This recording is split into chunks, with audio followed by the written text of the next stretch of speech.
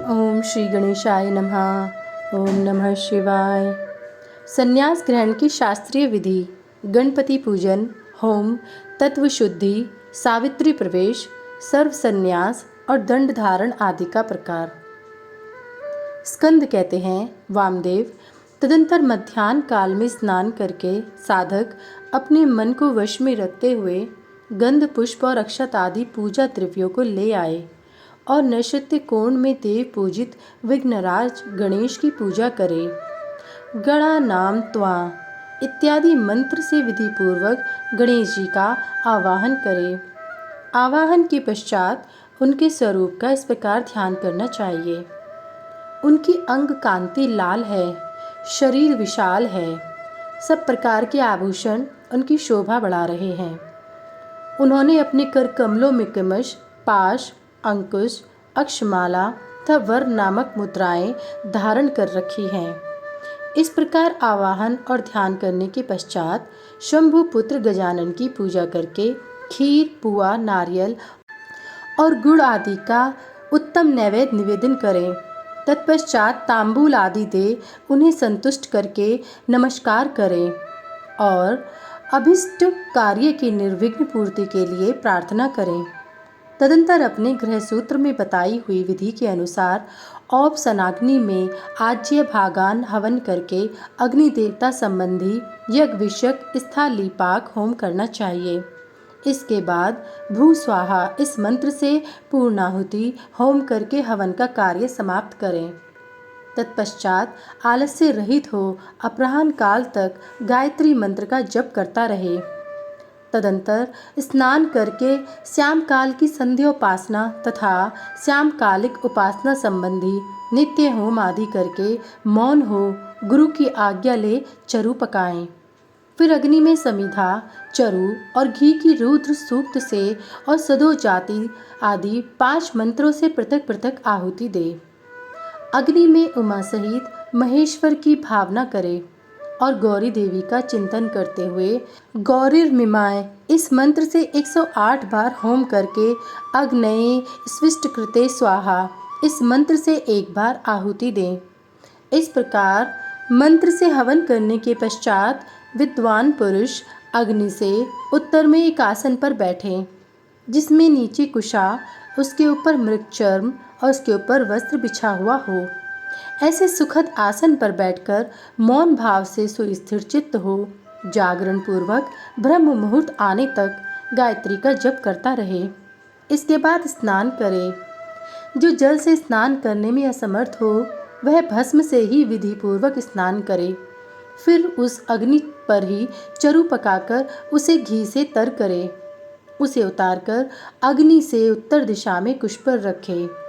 पुनः घी से चरु को मिश्रित करे। इसके बाद व्याहृति मंत्र, रुद्र सूक्त तथा सदो जातादि 5 मंत्रों का जप करे और इनके द्वारा एक एक आहुति भी दे। चित्त को भगवान शिव के चरणार विंदों में लगाकर प्रजापति, इंद्र, विश्वदेव और ब्रह्मा के लिए भी एक एक आहुति दे। इन सब के नाम के आदि में ओम और अंत में नमः स्वाहा जोड़कर चतुर्यंत उच्चारण करे, यथा ओम प्रजापते नमः स्वाहा इत्यादि। तत्पश्चात पुण्याह वाचन कराकर अग्नये स्वाहा इस मंत्र से अग्नि के मुख में आहुति देने तक का कार्य संपन्न करे। फिर प्राणा स्वाहा इत्यादि 5 मंत्रों द्वारा घृत सहित चरु की आहुति दे। इसके बाद अग्नये स्विष्ट कृते स्वाहा बोलकर एक आहुति और दे। तदंतर फिर रुद्र सूक्त तथा ईशानादि 5 मंत्रों का जप करें। महेशादि चतुर्व्यूह मंत्रों का भी पाठ करें। इस प्रकार तंत्र होम करके अपनी गृह शाखा में बताई हुई पद्धति के अनुसार उन देवताओं के उद्देश्य से बुद्धिमान पुरुष सांग होम करे। इस तरह जो अग्निमुख आदि कर्म तंत्र को प्रवृत्त किया जाता है उसका निर्वाह करके विरजा होम करे। 26 तत्व रूप इस शरीर में छिपे हुए तत्व समुदाय की शुद्धि के लिए विरजा होम करना चाहिए। उस समय यह कहे कि मेरे शरीर में जो ये तत्व हैं इन सब की शुद्धि हो। उस प्रसंग में आत्म तत्व की शुद्धि के लिए आरुण केतुक मंत्रों का पाठ करते हुए पृथ्वी आदि तत्व से लेकर पुरुष तत्व पर्यंत क्रमश सभी तत्वों की शुद्धि के निमित्त घृत युक्त चरु का होम करें तथा शिव के चरणार विंदों का चिंतन करते हुए मौन रहे। पृथ्वी, जल, तेज, वायु और आकाश ये पृथ्वी व्याधि पंचक कहलाते हैं। शब्द, स्पर्श, रूप, रस और गंध ये शब्दादि पंचक हैं। वाक, पाणी, पाद, वायु तथा उपस्थ ये वागादि पंचक हैं। श्रोत्र, नेत्र, नासिका, रसना और त्वक ये श्रोत्रादि पंचक हैं। शिर, पाशर, पृष्ठ और उदर ये 4 हैं। इन्हीं में जंघा को भी जोड़ लें। फिर त्वक आदि 7 धातुएं हैं। प्राण, अपान आदि 5 वायु को प्राणादि पंचक कहा गया है। अन्न में आदि 5 कोशों को कोश पंचक कहते हैं। उनके नाम इस प्रकार हैं: अन्नमय, प्राणमय, मनोमय, विज्ञानमय और आनंदमय। इनके सिवा मन, चित्त, बुद्धि, अहंकार, ख्याति, संकल्प, गुण, प्रकृति और पुरुष हैं। भोक्तापन को प्राप्त हुए पुरुष के लिए भोग काल में जो 5 अंतरंग साधन हैं उन्हें तत्व पंचक कहा गया है। उनके नाम ये हैं: नियति, काल, राग, विद्या और कला। ये 5 माया से उत्पन्न हैं। मायाम तो प्रकृति विद्यात्। इस श्रुति में प्रकृति ही माया कही गई है। उसी से ये तत्व उत्पन्न हुए हैं, इसमें संशय नहीं है। काल का स्वभाव ही नियति है, ऐसा श्रुति का वचन है। ये नियति आदि जो 5 तत्व है इन्हीं को पंच कंचुक कहते हैं। इन 5 तत्वों को न जानने वाला विद्वान भी मूढ़ ही कहा गया है। नियति प्रकृति से नीचे है और यह पुरुष प्रकृति से ऊपर है।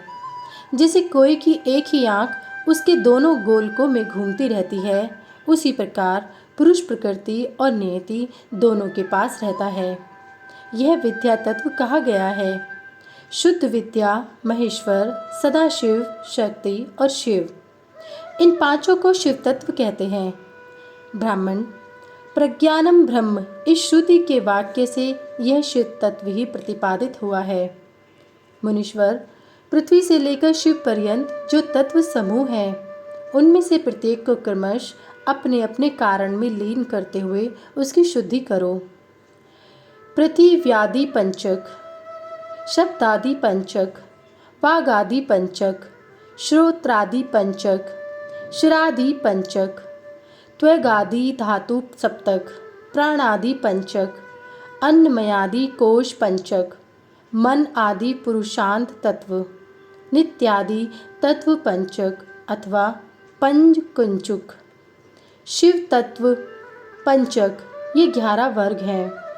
इन 11 वर्ग संबंधी मंत्रों के अंत में परस्मै शिव ज्योतिषे इदम न मम इस वाक्य का उच्चारण करें।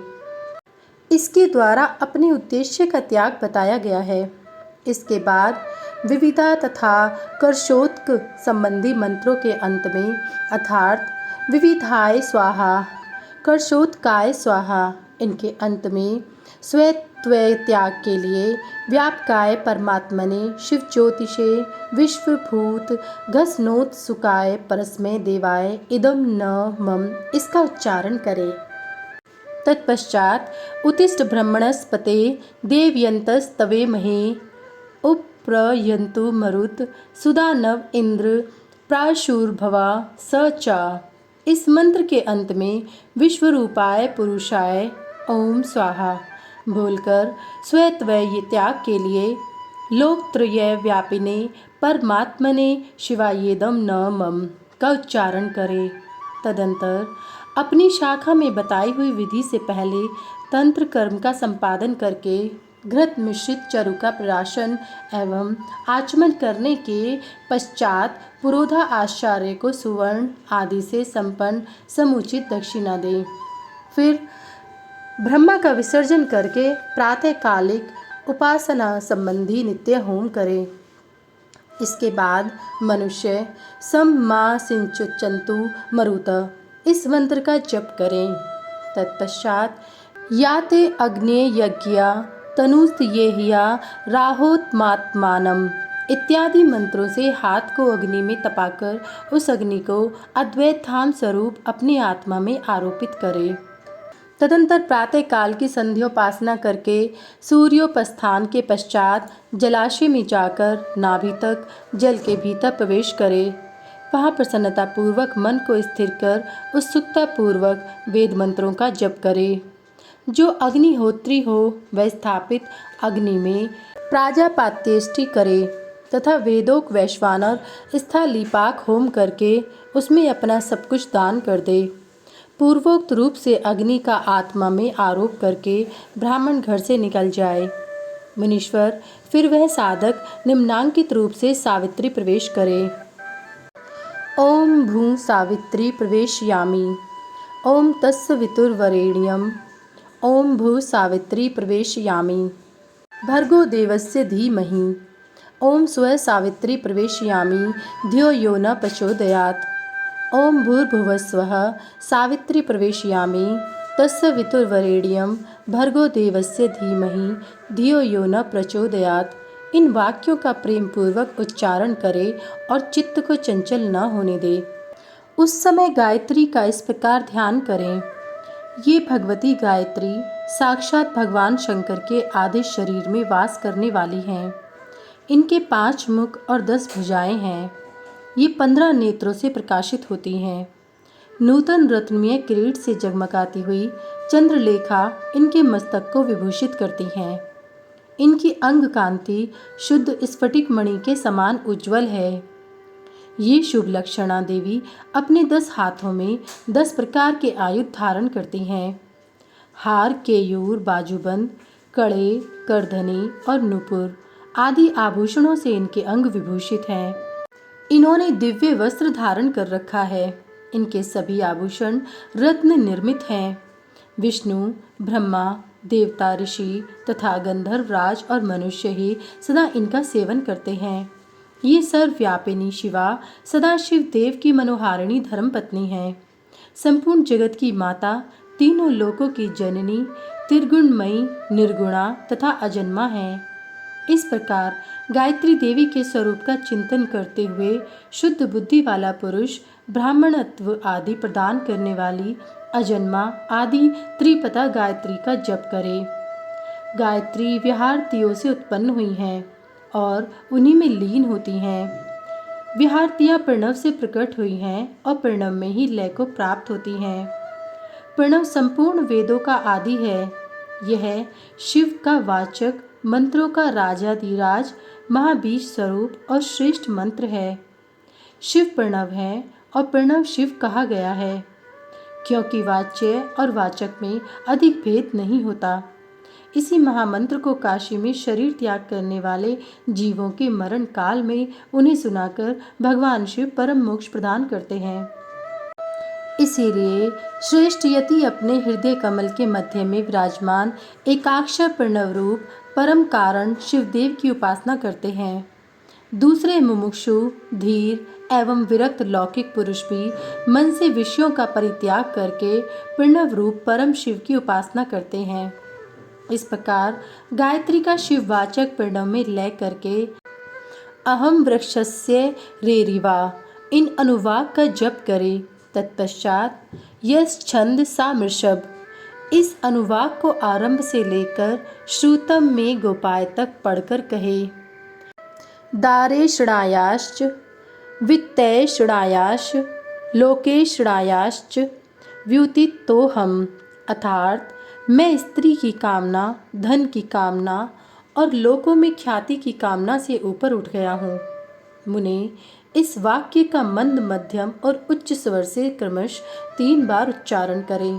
तत्पश्चात सृष्टि, स्थिति और लय के क्रम से पहले प्रणव मंत्र का उद्धार करके फिर क्रमश इन वाक्यों का उच्चारण करें। ओम भू संयस्तम मया, ओम भू सन्मस्तम मया, ओम स्व सन्यस्तम मया, ओम भूर्भुवः स्व सन्यस्तम मया। इन वाक्यों का मंद, मध्यम और उच्च स्वर से हृदय में सदा शिव का ध्यान करते हुए सावधान चित्त से उच्चारण करें। तदंतर अभयम सर्वभूते भयो मत्त स्वाहा, मेरी ओर से सब प्राणियों को अभयदान दिया गया, ऐसा कहते हुए पूर्व दिशा में एक अंजलि जल लेकर छोड़े। इसके बाद शिखा के शेष बालों को हाथ से उखाड़ डाले और यज्ञोपवीत को निकालकर जल के साथ हाथ में ले इस प्रकार कहे, ओम भू समुद्रम गच्छ स्वाहा। यों कहकर उसका जल में ही होम कर दे और फिर ओम भू संयस्तम मया, ओम भुव संयस्तम मया, ओम स्व संयस्तम मया, इस प्रकार 3 बार कहकर 3 बार जल को अभिमंत्रित करके उसका आचमन करें।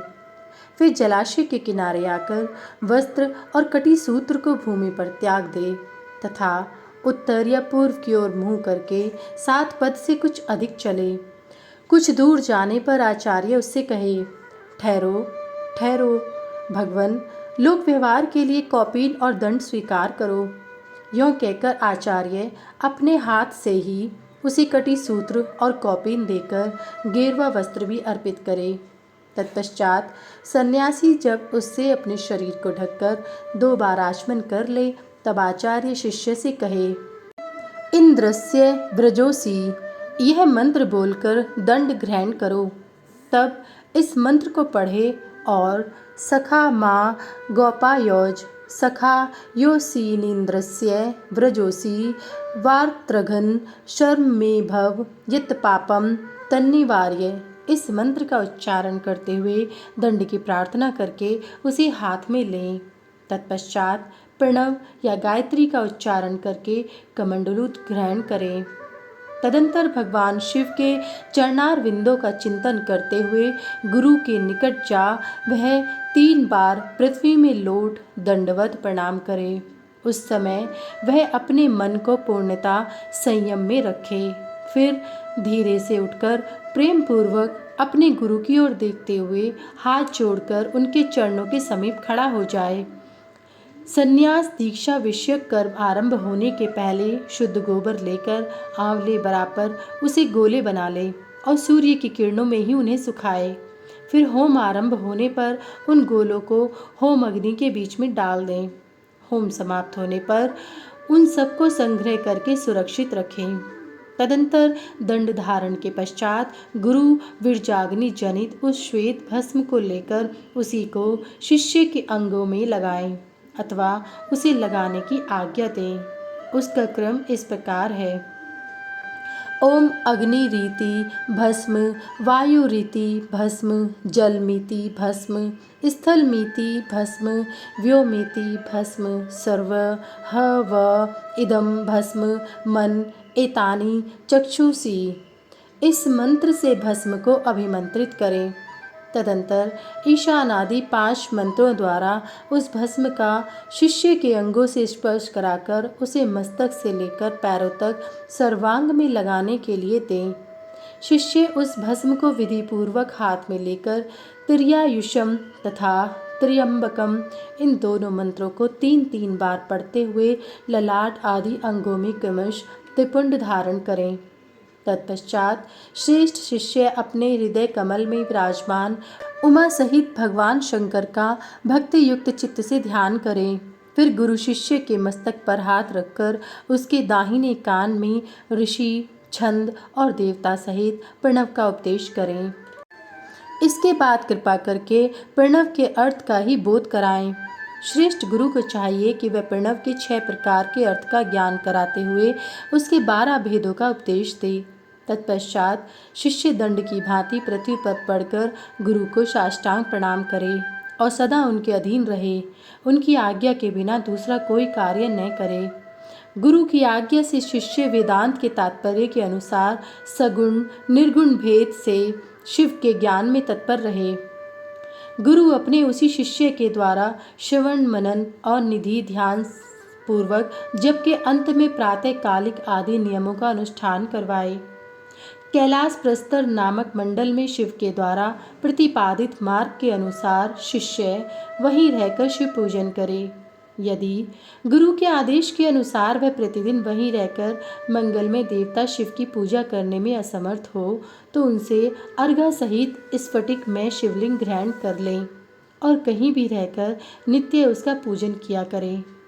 वह गुरु के निकट शपथ खाते हुए इस तरह प्रतिज्ञा करे, मेरे प्राण चले जाएं यह अच्छा है, मेरा सिर काट लिया जाए यह भी अच्छा है, परंतु मैं भगवान त्रिलोचन की पूजा किए बिना कदापि भोजन नहीं कर सकता। ऐसा कहकर सुदृढ़ चित्त वाला शिष्य मन में शिव की भक्ति लिए गुरु के निकट 3 बार शपथ खाए और तभी से मन में उत्साह रखकर उत्तम भक्ति भाव से पंचावरण पूजन की पद्धति के अनुसार प्रतिदिन महादेव जी की पूजा करें। अध्याय 13 समाप्त। सभी वेद और पुराण सुनने के लिए हमारे इस चैनल को सब्सक्राइब करें और सभी वीडियो को लाइक करें। अगर मुझसे पढ़ने में कोई त्रुटि हो गई हो तो कृपया मुझे क्षमा करें और कमेंट में हर हर महादेव लिखना ना भूलें। भगवान भोलेनाथ की कृपा आप सब पर सदैव बनी रहे। हर हर महादेव। जय भोलेनाथ।